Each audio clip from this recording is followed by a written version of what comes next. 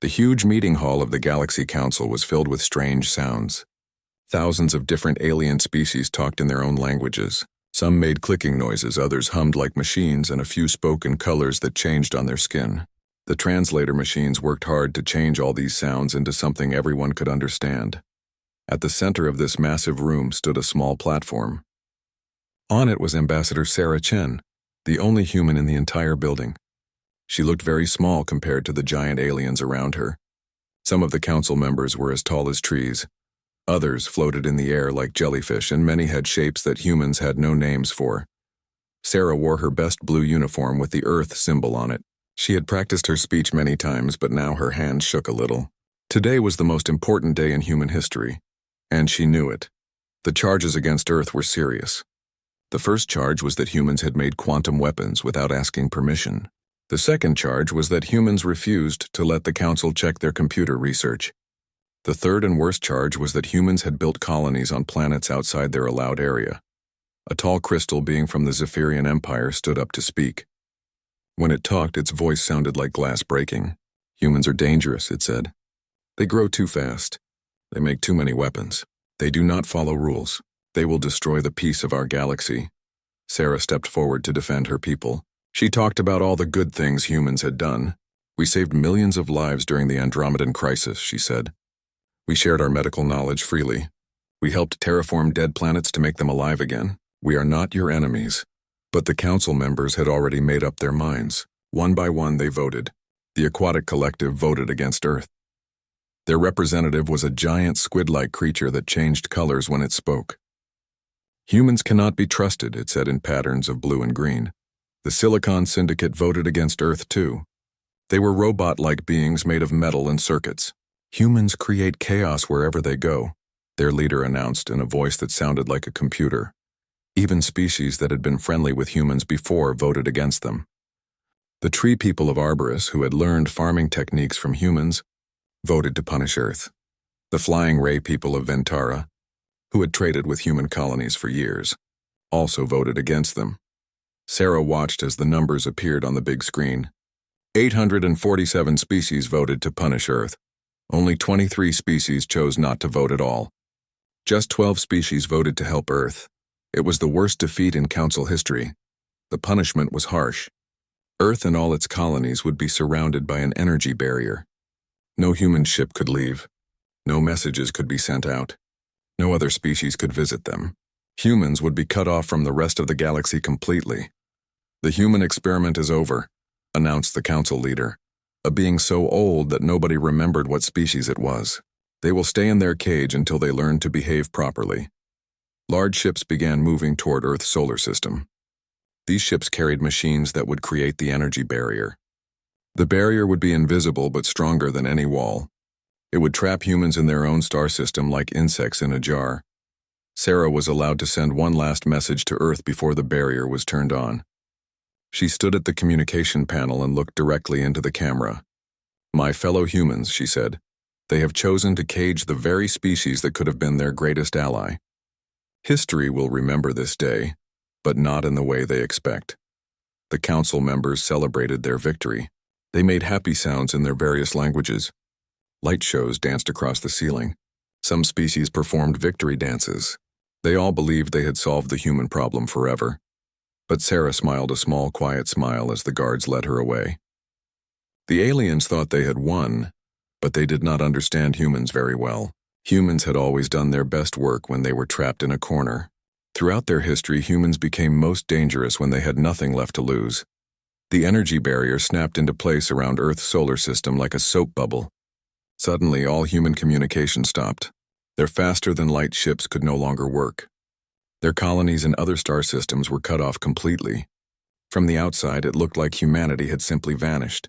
The galaxy returned to normal. Trade continued between species. Diplomatic meetings happened as usual. Territorial disputes were solved through long negotiations. The great civilizations settled into their comfortable routines. Nobody talked about humans anymore. It was as if they had never existed. Sarah was kept in a prison on the council world. Her cell had a window that looked out at the stars. Every night she looked toward where Earth was, even though she could not see it. She counted the days and waited. She knew that somewhere behind that invisible barrier, her people were working on something. Humans never stayed trapped for long. The guards thought she was sad, but they were wrong.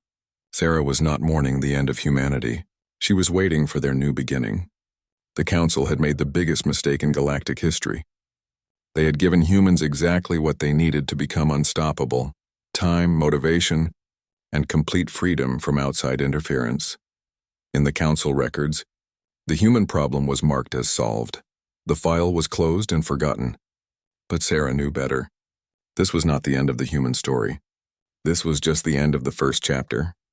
The next chapter would be written in ways the Council could never imagine.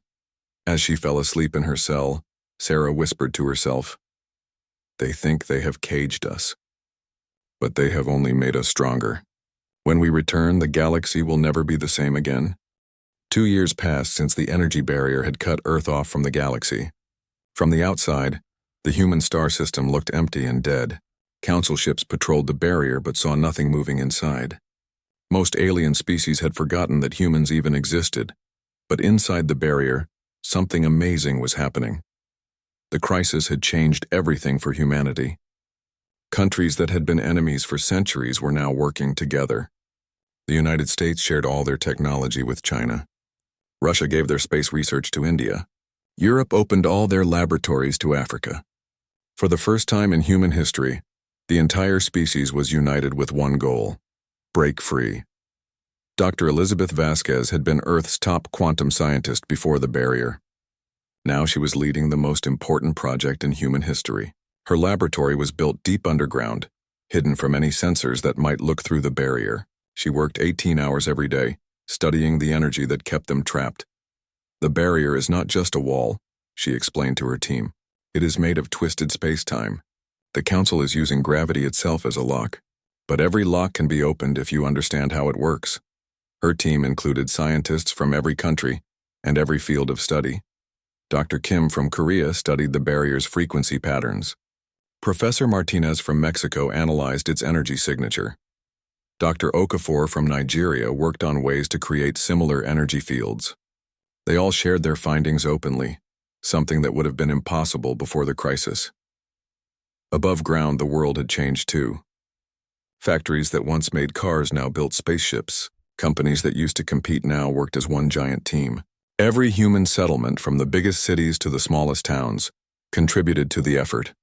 Children learned advanced mathematics in school so they could help with calculations. Farmers grew food more efficiently to feed the scientists and engineers. In space, humans built new kinds of ships. These ships looked nothing like the old human designs or the alien ships they had seen before. They were sleek and angular with smooth curves that seemed to bend light around them. The ships used new engines that Dr. Vasquez's team had invented by studying the barrier itself.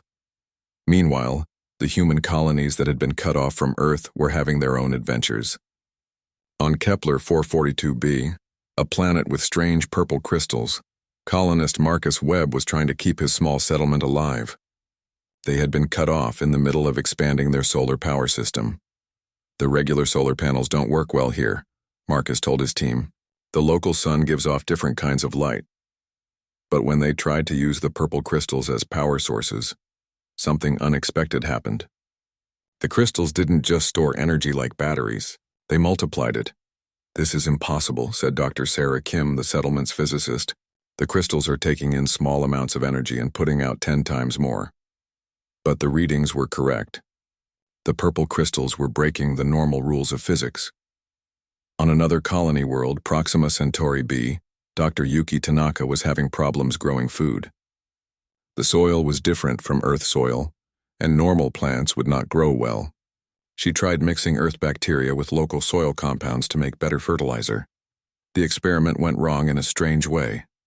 Instead of making better soil, it created something completely new. The mixture turned into a gray substance that seemed to exist and not exist at the same time. When Dr. Tanaka tried to touch it, her hand passed right through it. But when she tried to pour it out of the container, it stayed solid. "I think we accidentally created matter that exists in multiple dimensions," she told her team. "It is here and not here at the same time." They had discovered something that could change everything. Back in the galaxy, life continued as normal. The Zephyrian Empire expanded their territory into systems that humans used to visit. The Aquatic Collective found new water worlds to colonize.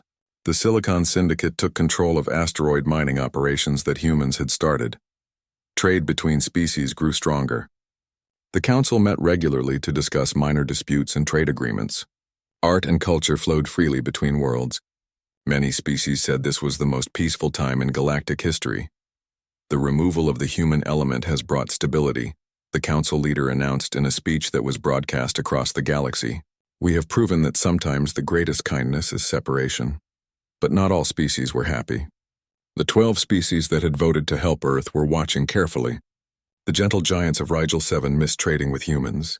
The crystal moths of Vega Prime had learned new music styles from human artists. The plant network of Chloris had shared farming techniques with human colonies. Humans were different, said Ambassador Vorthon of the gentle giants to his aide. They thought in ways we never expected. They solved problems by breaking all the rules.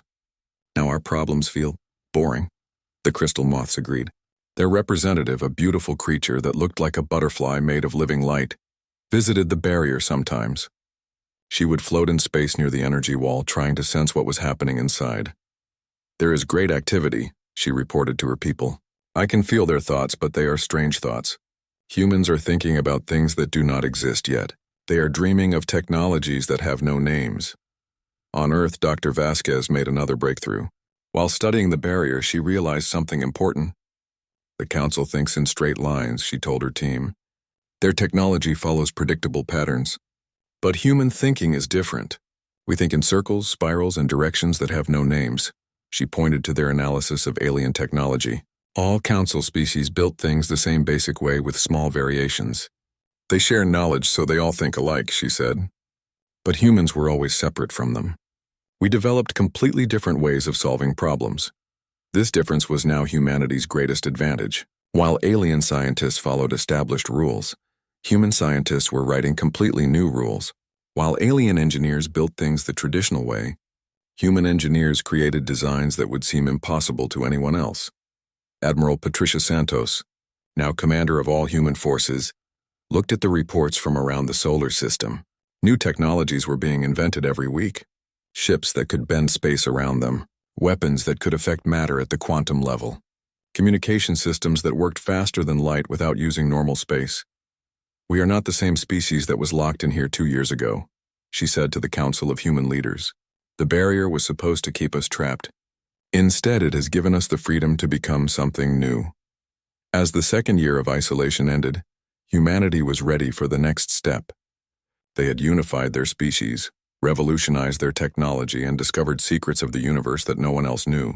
The galaxy had wanted to cage Earth's most dangerous species. Instead, they had created something far more dangerous than they could ever imagine. The breakthrough happened on 3 different worlds at exactly the same time, as if the universe itself had decided humanity was ready. On Earth, Dr. Elizabeth Vasquez was working late in her underground laboratory when her quantum computer started making sounds it had never made before. The machine was calculating faster than ever, processing numbers that described how the energy barrier worked. Suddenly, all the equations made sense. I understand it now, she whispered to her assistant. The barrier's not just blocking us. It is teaching us. Every day we study it, we learn more about how space and time really work. The Council gave us the greatest physics lesson in history. At the same moment on Kepler 442b, Marcus Webb was experimenting with the purple crystals when something incredible happened. He had connected hundreds of crystals together to power their entire colony. The crystals began to glow brighter and brighter until they created a field of energy around the settlement. The crystals are not just making power, he told his team in excitement. They are making space itself into a weapon.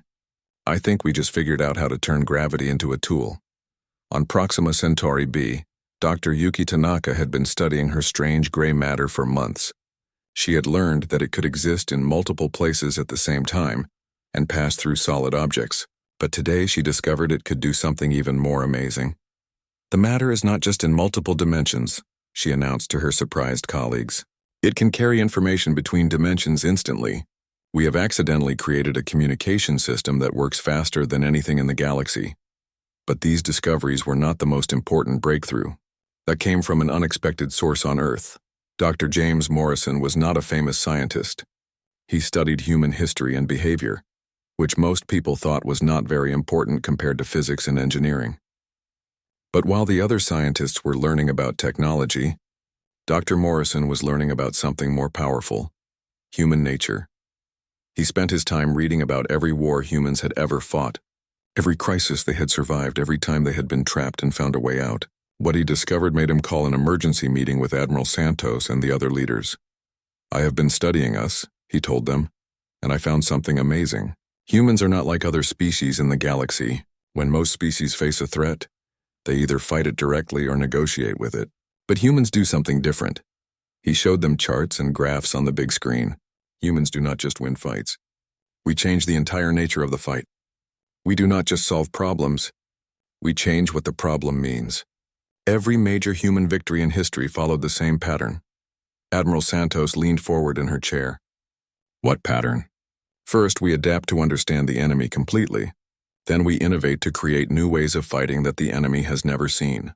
Then we coordinate all our efforts into one unified response. Finally, we strike with such overwhelming force that the enemy cannot recover." Dr. Morrison clicked to the next slide. "The Council species fight wars the way they have fought wars for thousands of years. They follow traditions and rules. They use the same strategies over and over.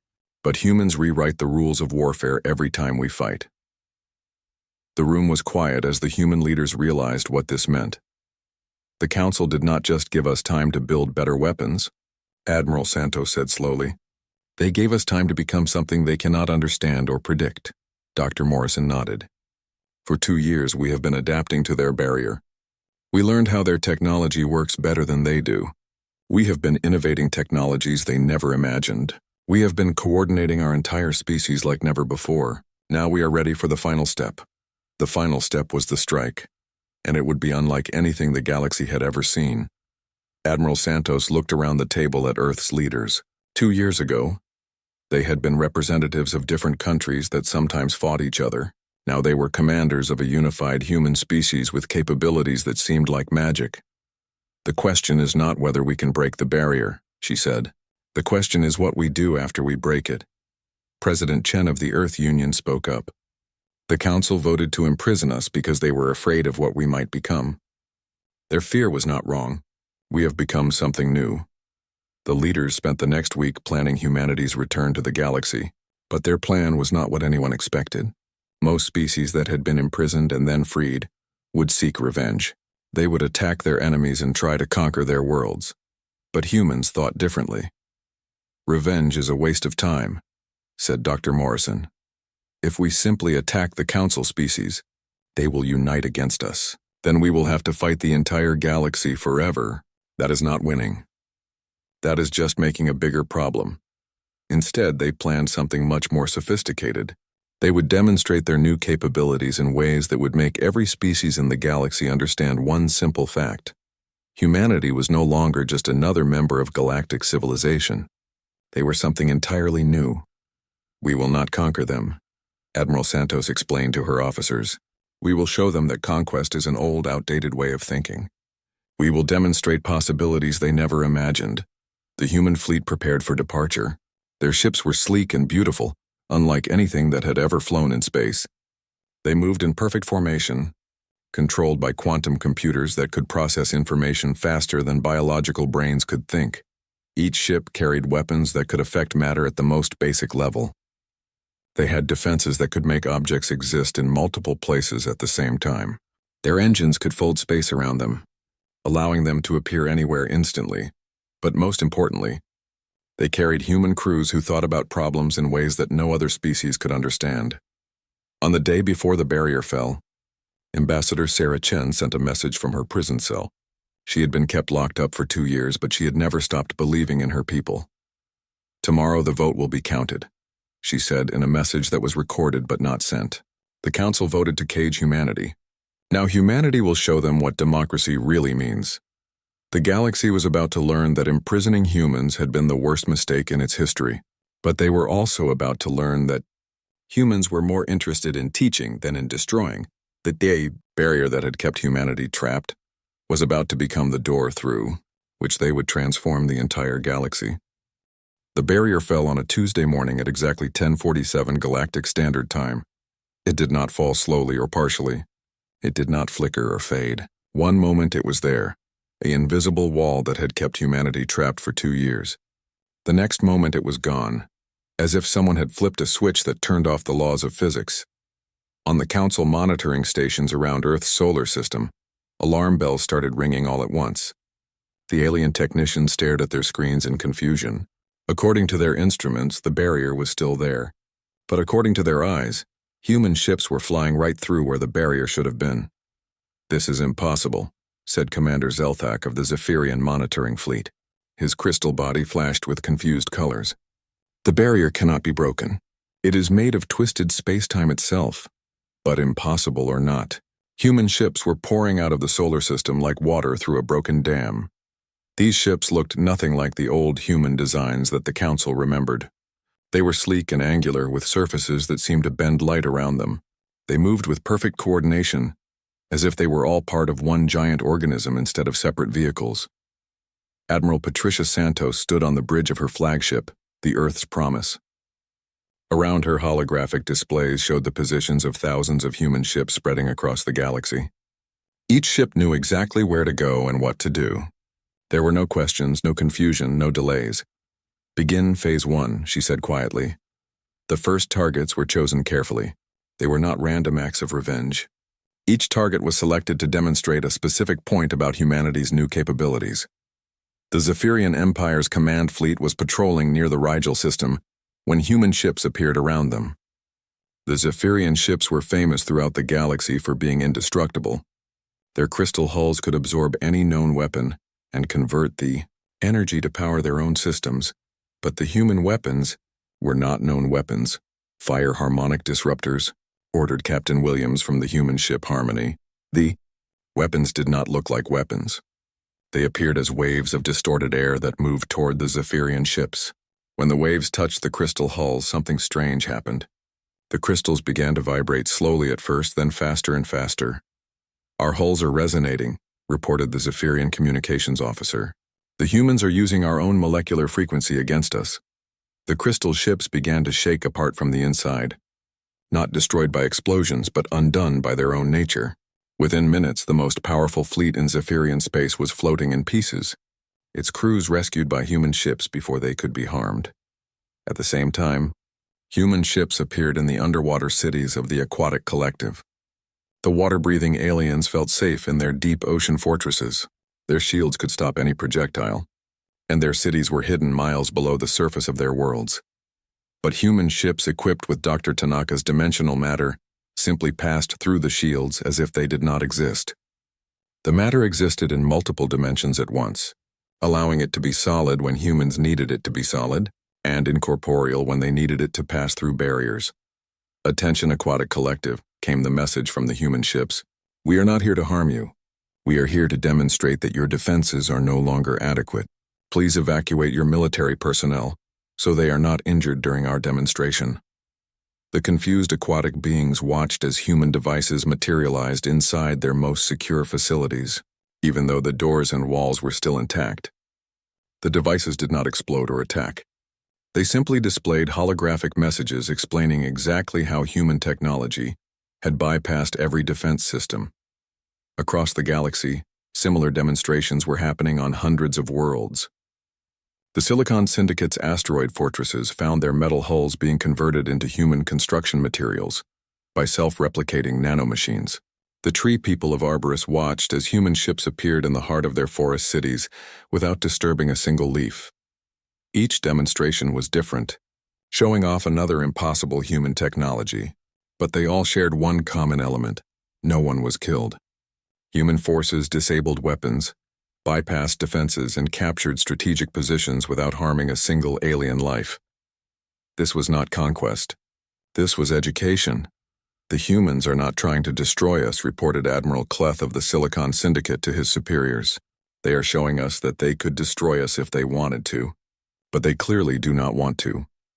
The most dramatic demonstration happened at the council chambers themselves. The massive space station was protected by the strongest shields in the galaxy and defended by ships from 50 different species. It should have been impossible to approach without triggering a massive battle. Instead, human ships simply appeared inside the station's main docking bay. The Council security forces found themselves facing Admiral Santos herself, along with a small group of human officers. They had somehow transported directly through the shields, through the hull, and into the heart of the galaxy's most secure facility. "How did you get in here?" demanded the Council leader, its ancient voice shaking with fear and confusion. "We walked," Admiral Santos replied calmly. "Your security is designed to stop invasions that follow the old rules of warfare. We do not follow those rules anymore." She gestured to her officers and they began placing small devices around the chamber. The devices looked harmless, but when they activated, they created a holographic display that filled the entire room. "For 2 years, you kept us imprisoned," Santos said as the display showed images from Earth during the isolation. "You thought you were punishing us for being dangerous, but you were actually giving us the greatest gift in human history, complete freedom to become what we were meant to be." The display showed human laboratories where impossible technologies were being invented. It showed colonies where matter itself was being restructured. It showed ships that could fold space and weapons that could rewrite the laws of physics. "You were right to fear us," Santos continued, "but you were wrong about what we would do with our power." The holographic display changed to show something that stunned the Council members into silence. Instead of showing destroyed worlds and conquered species, it showed human ships helping alien colonies, sharing new technologies, and working together with species that had been cut off from galactic civilization. "We could have spent our time planning revenge," Santos said. "Instead, we spent our time learning how to make the galaxy a better place for everyone." The Council leader stared at the displays in confusion. "You are not here to conquer us?" "Conquest is inefficient," Santos replied. "It creates enemies and wastes resources. We are here to offer you something better than conquest. We are here to offer you partnership." Around the galaxy, the same offer was being made to every species that had voted against Earth. The human ships were not demanding surrender. They were demonstrating capabilities and then offering to share them. But the offer came with conditions. The old Council voted to imprison humanity, Santos explained. That vote was based on fear and ignorance. If you want to benefit from human technology and knowledge, you must acknowledge that the vote was wrong. You must agree to join a new kind of galactic community, one based on cooperation instead of fear. Species that agreed found human engineers appearing on their worlds, ready to help solve problems that had seemed impossible for centuries.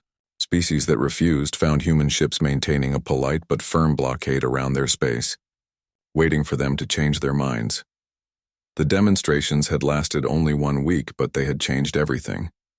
17 major galactic civilizations surrendered unconditionally on the first day. By the end of the week, over 100 species had requested to join the new human-led alliance.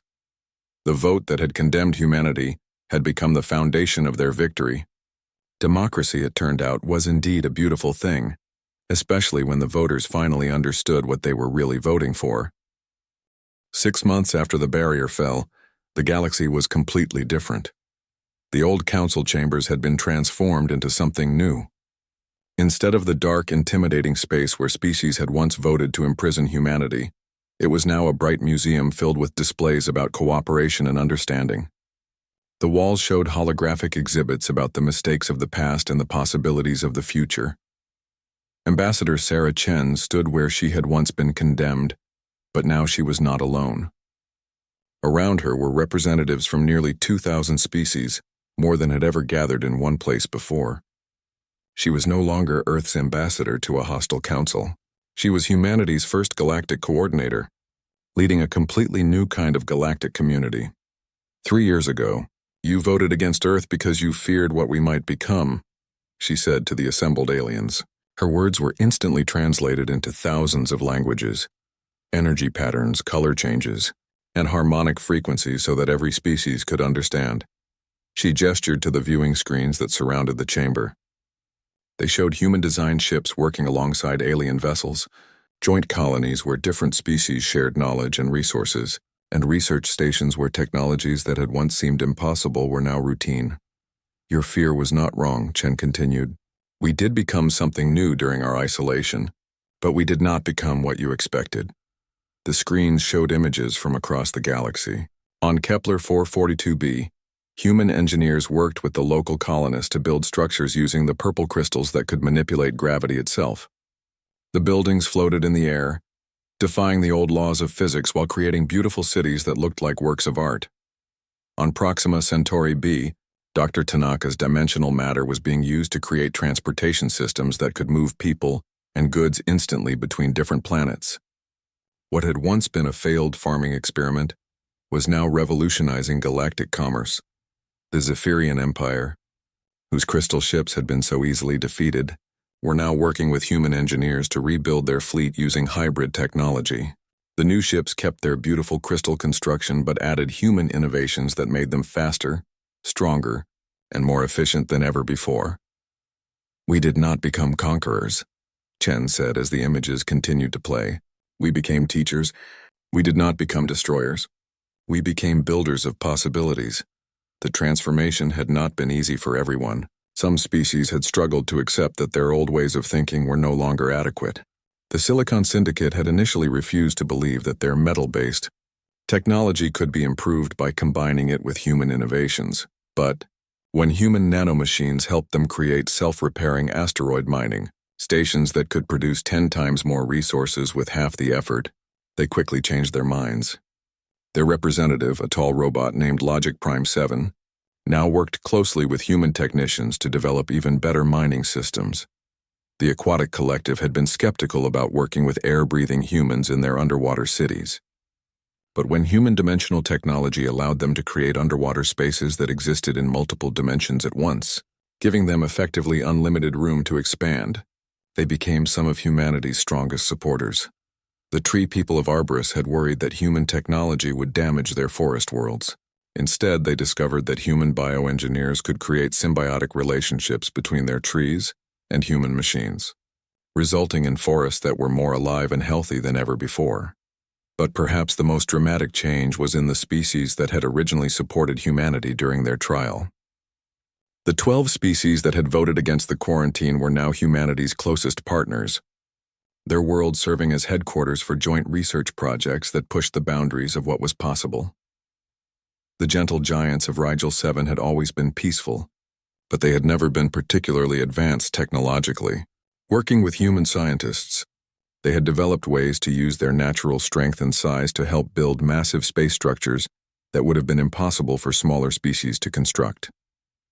The crystal moths of Vega Prime, with their natural ability to communicate through patterns of light, had partnered with human-computer experts to create communication networks that allowed instant conversation between species across the entire galaxy. The plant network of Chloris had combined their biological expertise with human agricultural technology to develop farming methods that could feed billions of people using a fraction of the space and resources that had been needed before.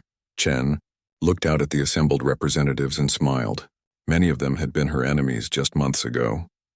Now they were partners in building something greater than any single species could achieve alone. "The vote against Earth was not our death sentence," she said. "It was the galaxy's greatest gift to itself, though none of us realized it at the time." She walked to the center of the chamber where a new symbol had been installed.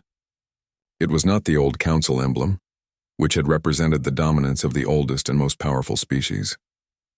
Instead, it was a spiral of lights that represented all the different species working together, with no single species at the center.